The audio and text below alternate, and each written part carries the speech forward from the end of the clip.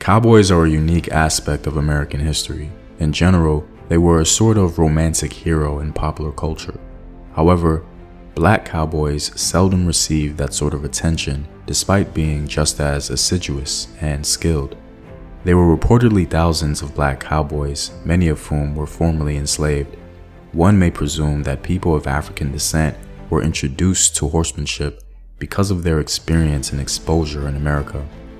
However, African people have a very ancient relationship with horses and were known throughout history for their mastery. And so, the legacy of black cowboys in America is merely an extension of that reality.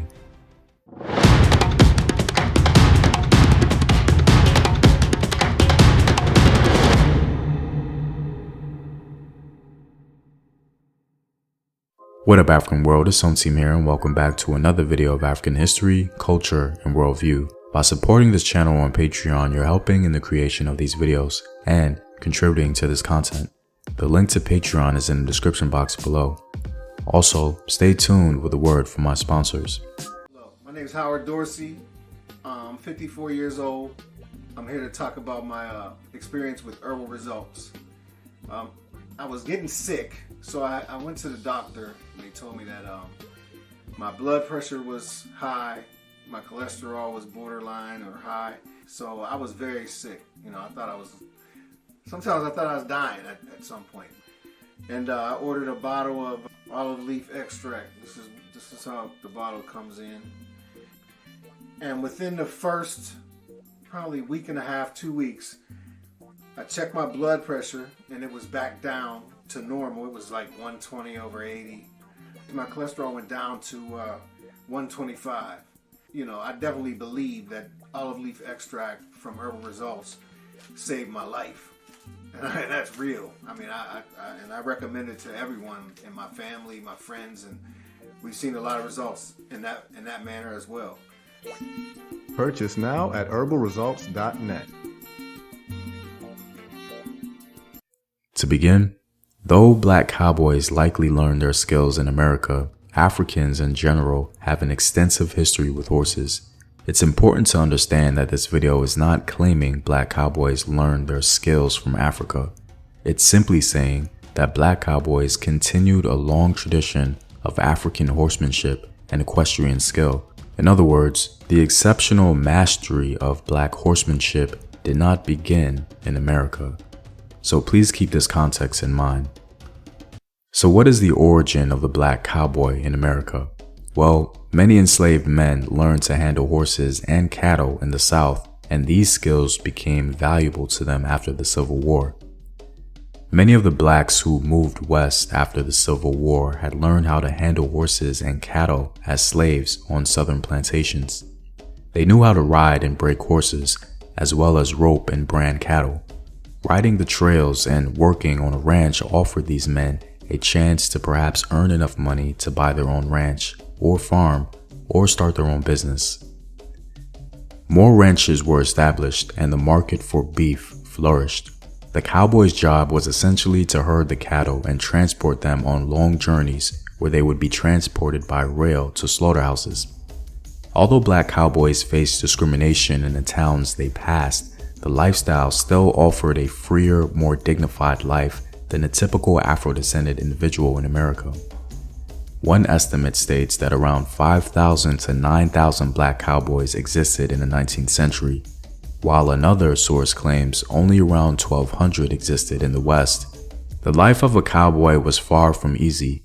While on the trail, they had to be on the lookout for cattle thieves and work extremely long hours with little sleep. Compounded with the strenuous work of a cowboy was the burden of being a black cowboy while crossing towns, unable to access basic amenities like sleeping in hotels. Overcoming these obstacles and maintaining high-level skills generated much respect. Cowboys had to work together as a group, and black cowboys earned their peers' respect and admiration for their skill and courage. Some black cowboys were promoted to powerful positions, like a man named Joshua Loper. He worked as a trail boss on a drive from Texas to Kansas. The life of a cowboy was difficult, as stated before. Men who were rugged, trustworthy, skilled, and cattle and horses were needed, and so black cowboys undoubtedly helped to fill that demand. From this introductory information, we discovered that many black cowboys likely learned their skill as enslaved individuals tending horses, became highly skilled and respected, were in demand, and a minority even achieved powerful positions.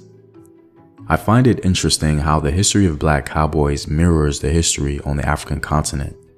One of the first indications we get concerning the relationship between Africans and horses is from King Payanki of Kush. He apparently adored horses. After he conquered Egypt, he became infuriated at the condition of the horses in one Egyptian stable. Here's what he had to say. His Majesty then proceeded to the stable of the horses and the quarters of the foals.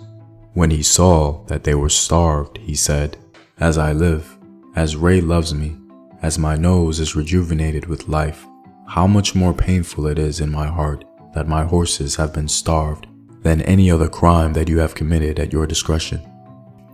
This brief paragraph by the Kushite king himself says a lot about horse culture in Africa. He was furious at the Egyptian ruler for keeping the horses in such poor condition. Like the black cowboys, Kushites were known for their skill and mastery of horses, and their skills, like the cowboys, were in high demand in ancient times. Some Kushites even achieved powerful positions in foreign nations. Several documents mention Kushite horse experts living in Assyria. Daly cites a Neo-Assyrian text mentioning a Kushite holding the high military office of chariot driver of the prefect of the land. Africans and their mastery was long sought after and respected. Sagacious Greco-Roman authorities made sure to take advantage of African expertise. Evidence for the association of black Africans, perhaps Nubians, with the care and handling of horses extends both back in the late 2nd millennium BC and forward into later times. During the Greek and Roman periods, Africans were frequently represented as grooms, charioteers, or riders. The history of elite horsemanship was not limited to Eastern Africa. West Africa has a comparable history as well. This level of mastery was noticed in Senegal. Jollof horses were so well trained that they followed their owners around like dogs. The riders performed tricks and feats of equestrian skill, such as leaping on and off galloping horses and retrieving lances from the ground without dismounting, clicking their heels together from the back of a charging mount, or reaching from horseback to erase the horse's hoofprints with their shields. So as mentioned in the beginning of this video, the exceptional skill and mastery of horsemanship amongst Afro-descendant people did not begin in America. What we see is a clear parallel between ancient African horsemanship and the legacy of black cowboys. They both were highly skilled, respected, sought after, and received powerful positions. I find it fascinating that the history of Afro-descendant people outside of the continent can at times unknowingly mirror African history. Well, I'm all out, guys. If you like these videos and want to help in its continued production, consider supporting the home team on patreon.com. The link is in the description box below. Know thyself. Remember your ancestors. Peace.